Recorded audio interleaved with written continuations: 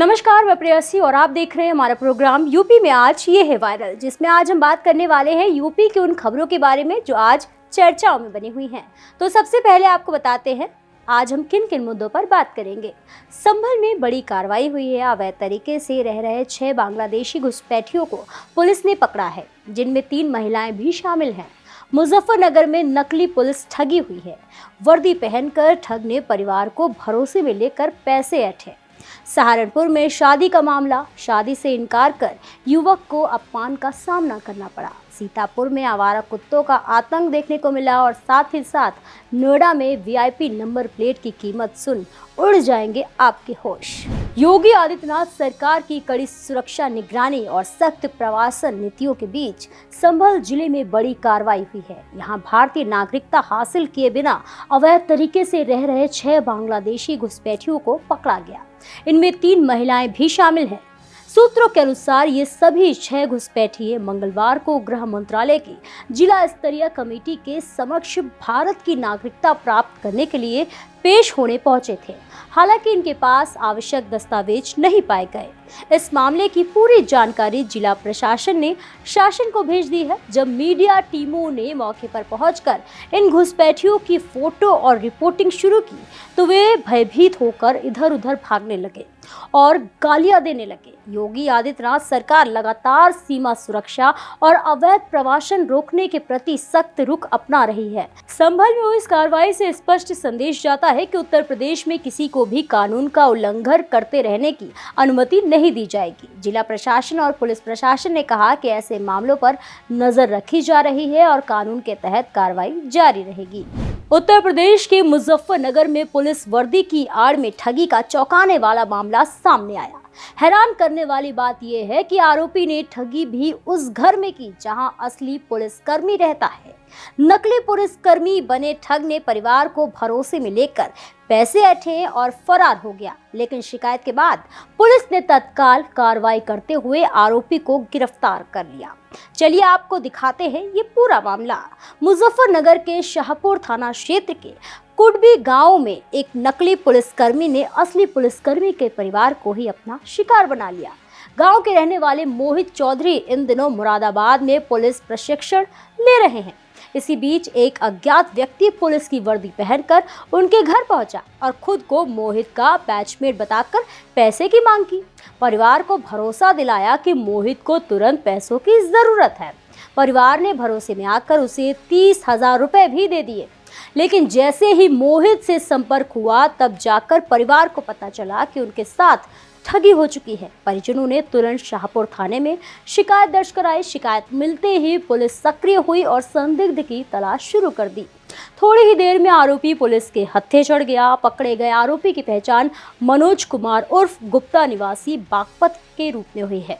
गिरफ्तारी के दौरान पुलिस को उसके पास से पुलिस वर्दी, जूते, आधार कार्ड, चाकू, मोटरसाइकिल और 20,000 रुपए नगद मिले हैं। पुलिस ने आरोपी के खिलाफ सख्त धाराओं में मुकदमा दर्ज कर उसे जेल भेज दिया है। अब सुनिए इस मामले में एसपी ग्रामीण आदित्य बंसल का क्या कहना है।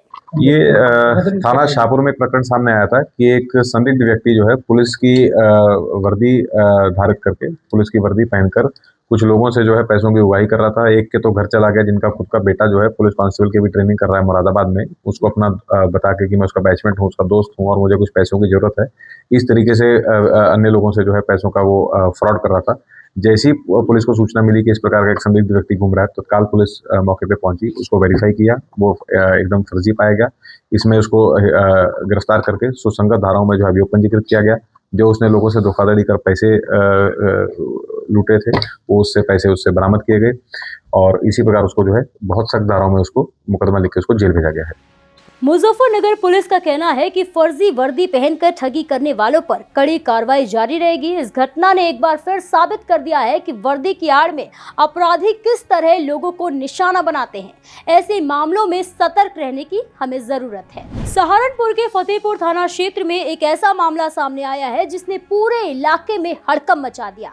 मुजफ्फराबाद का एक युवक जिसका रिश्ता करीब 1 साल पहले देहात कोतवाली क्षेत्र की एक युवती से तय हुआ था, शादी से इनकार करने पर अपमान का शिकार हो गया।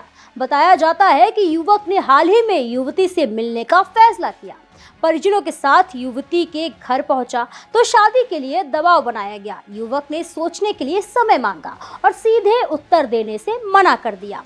यही बात युवती के परिजनों को नामंजूर थी। वे युवक को पकड़कर कमरे में बंद कर दिए और उसके गले में चप्पलों की माला डालकर उसे अपमानित किया। घटना का 30 सेकंड का वीडियो सोशल मीडिया पर जमकर वायरल हो रहा है। वीडियो में स्पष्ट रूप से देखा जा सकता है कि युवक को हंसते हुए चप्पलों की माला पहनाई जा रही है और उसे गाली गलौज का सामना करना पड़ रहा है। वीडियो के वायरल होने के बाद पूरे क्षेत्र में इस घटना की चर्चा हो रही है। सूत्रों के अनुसार घटना के बाद दोनों पक्षों ने पंचायत बुलाई।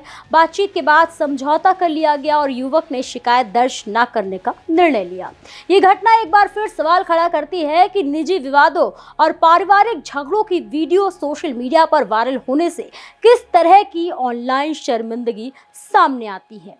इस मामले में एएसपी सहारनपुर मनोज कुमार का क्या कुछ कहना है, सुनिए। देखिए, थाना जनकपुरी क्षेत्र के अंतर्गत एक वीडियो संज्ञान में है हमारे, जिसमें एक लड़के के ऊपर जूते की माला पहनाते हुए वीडियो वायरल हो रही है।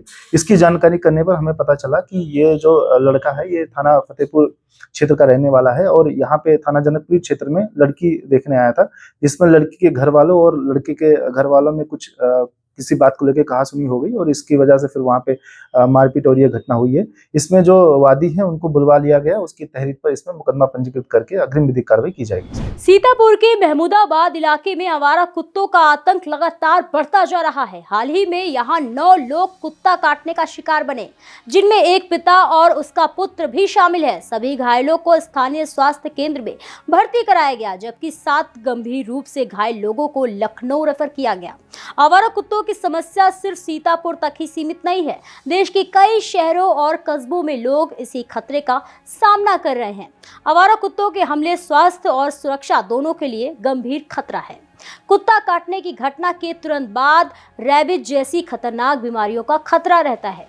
यही कारण है कि घायलों को फौरन टीकाकरण और इलाज देना जरूरी है। डॉक्टरों का कहना है कि देर से इलाज होने पर स्थिति और गंभीर हो सकती है। स्थानीय प्रशासन ने आवारा कुत्तों की समस्या को नियंत्रित करने के लिए कुछ कदम उठाए, जैसे कुत्तों का टीकाकरण और पकड़ना, लेकिन संख्या लगातार बढ़ रही है। ये दर्शाता है कि लोगों में जागरूकता और प्रशासनिक कदम दोनों की जरूरत है। आप आवारा कुत्तों से दूरी बनाए, घर के बच्चों को सुरक्षित रखें और अगर आपको कुत्ता काट ले तो तुरंत डॉक्टर से संपर्क जरूर करें। कुत्तों के लिए फीडिंग और आवारा पशुओं के प्रबंधन पर जरूर ध्यान दें। उत्तर प्रदेश के नोएडा में वीआईपी नंबर प्लेट का क्रेज नई ऊंचाई पर पहुंच गया है। गौतम बुद्ध नगर आरटीओ की नई पंजीकरण सीरीज यूपी 16FH की ऑनलाइन नीलामी में यूपी 16FH 0001 नंबर प्लेट के लिए हुई बोली ने सबको हैरान कर दिया। इस प्रीमियम नंबर को 27,50,000 रुपए में खरीदा गया, जो नोएडा में किसी भी वाहन नंबर के लिए अब तक की सबसे बड़ी बोली है। नीलामी में इस नंबर को पाने के लिए कई लोग शामिल रहे, लेकिन MS एवियोरियन प्राइवेट लिमिटेड कंपनी ने सबसे ऊंची बोली लगाकर इसे अपने नाम किया। नीलामी में हिस्सा लेने से पहले कंपनी ने नियमों के अनुसार 33,333 रुपए की धरोहर राशि जमा की थी। बोली के खत्म होने के बाद परिवहन विभाग ने कंपनी के शेष राशि 27,16,667 रुपए ऑनलाइन जमा कराने को कहा, जिसे समय पर जमा भी कर दिया गया।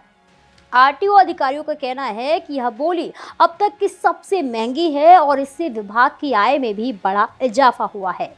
वहीं इस घटना ने नोएडा और दिल्ली NCR में वीआईपी नंबरों के क्रेज को और बढ़ा दिया है। विशेषज्ञों के अनुसार ये नंबर अब सिर्फ पहचान नहीं बल्कि स्टेटस सिंबल बन चुके हैं। आज के इन सभी खबरों ने एक बार फिर साबित कर दिया है कि उत्तर प्रदेश में हर दिन कुछ नया और चौंकाने वाला देखने को मिलता है। संभल में अवैध घुसपैठियों की पकड़ ने सुरक्षा एजेंसियों की सतर्कता को दिखाया। वहीं मुजफ्फरनगर में नकली पुलिस ठगी की वारदात ने लोगों को सतर्क रहने की सीख दी है। सहारनपुर में शादी से इनकार पर युवक के अपमान का मामला हमें ये याद दिलाता है कि पारिवारिक और सामाजिक मुद्दों पर संवेदनशीलता जरूरी है। सीतापुर में आवारा कुत्तों के हमले ने स्थानीय प्रशासन की जिम्मेदारी और सुरक्षा के महत्व को उजागर किया है, जबकि नोएडा में वीआईपी नंबर प्लेट के लिए 27,50,000 की बोली ने दिखा दिया है कि लग्जरी और स्टेटस के लिए लोग किस हद तक खर्च करने को तैयार है। फिलहाल के लिए इतना ही। ऐसे ही और भी तमाम खबरों को देखने के लिए देखते रहिए भारत एक्सप्रेस यूपी।